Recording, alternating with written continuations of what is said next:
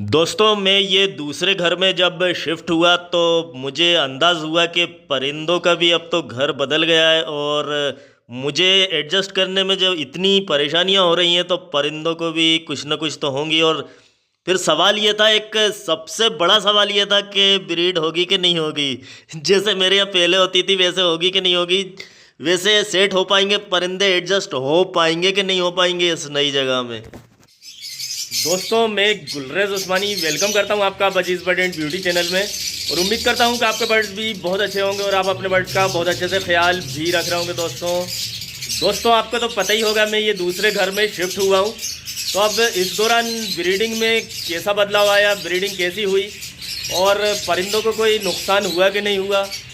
तो जब नई जगह बदलती है तो परिंदों को ब्रीड करने में परेशानी होती है।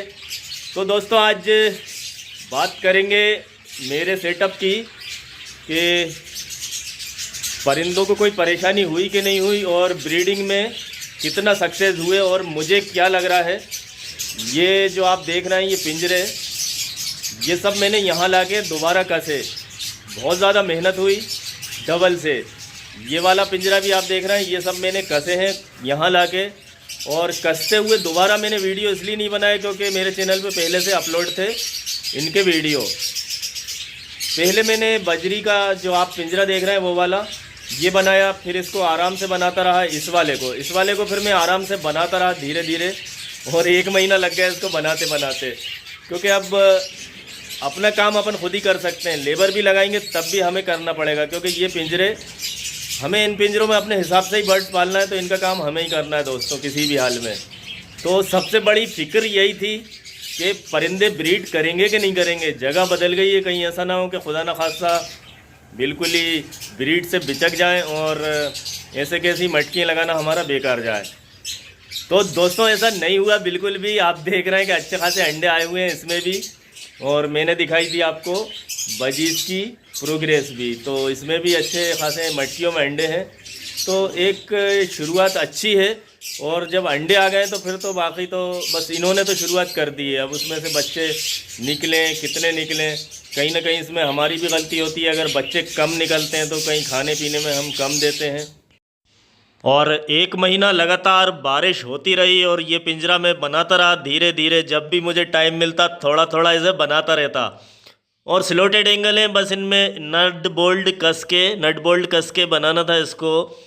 तो पिंजरा तैयार कर दिया, लेकिन मुझे लग रहा था कि अब जैसे घर बदल जाता है दोस्तों तो बहुत सी चीज़ें, बहुत कुछ बदल जाता है। कहीं आपका शेव करने का सामान कहीं रखा होता है, नहाने का सामान कहीं रखा होता है। पहले पिछले घर में कहीं और रखते थे, इस घर में खाना खाने की जगह बदली हुई होती है, नहाने की जगह बदली हुई होती है।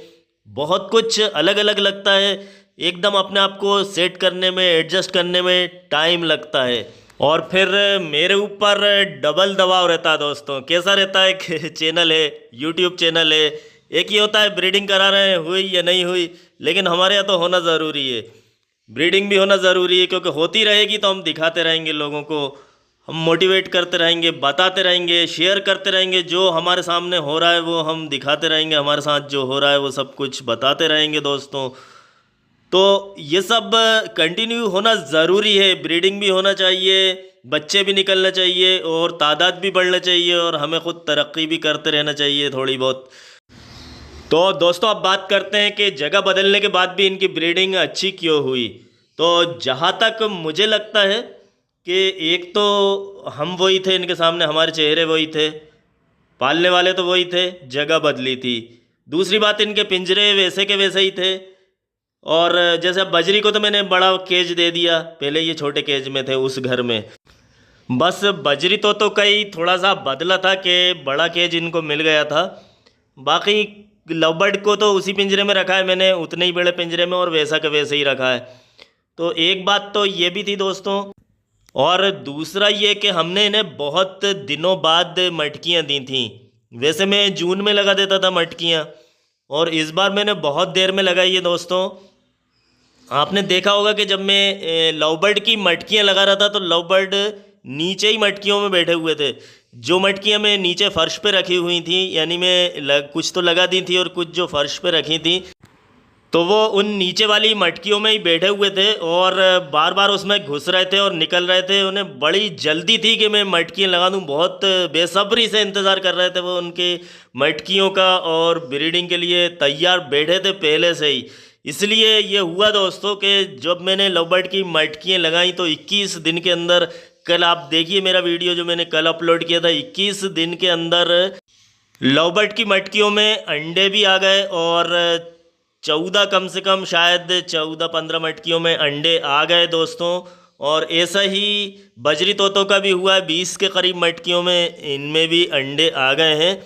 और अंडे आने का मतलब ये है कि इन्होंने तो अपनी तरफ से शुरुआत कर दी, मतलब हमें बहुत सारी हमारी उम्मीदें जो थी उन पे ये खरे उतर गए, या यूँ कहें कि अब हम इनसे उम्मीद पूरी तरह से लगा सकते हैं, क्योंकि अंडे आने का मतलब ही ये है कि अब बच्चे भी आ जाएंगे।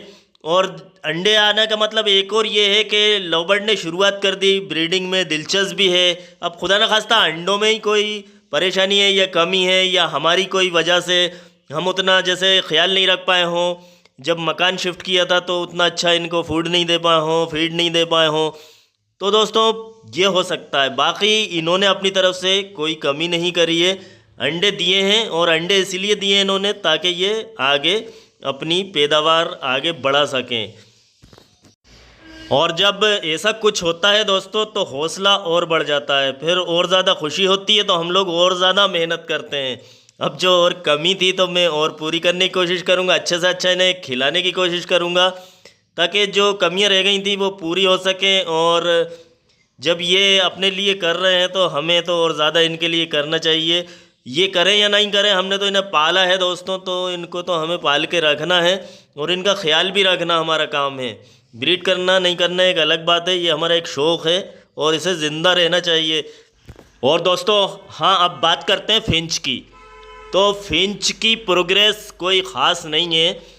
जैसा कि मैंने आपको बताया था कि फिंच मैंने बची खुची जो फिंच थी, जैसे किसी की टांग टूटी हुई थी, किसी के पर झड़े हुए थे या किसी की आंखें फूटी हुई थी, उस टाइप की फिंचेस मैंने रख ली थी बाकी, क्योंकि मैंने फिंच सब बेच दी थी और बाकी जो मेरे पास बच गई थी जो कि बिकती नहीं है वो मैंने रख ली थी, उड़ाया नहीं था इनको। तो मैंने वैसी मटकियाँ लगा दी थी कि करते हैं तो कर लेंगे, तो अंडे तो दे रहे हैं, ये उम्मीद बरकरार है इनसे, लेकिन बच्चे अभी तक नहीं निकले।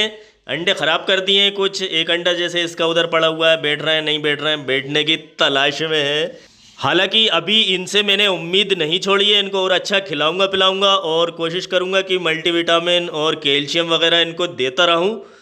और फिर देखिए उम्मीद तो है कि ये भी कुछ करेंगे। तो मिलते हैं फिर एक अगले वीडियो में दोस्तों।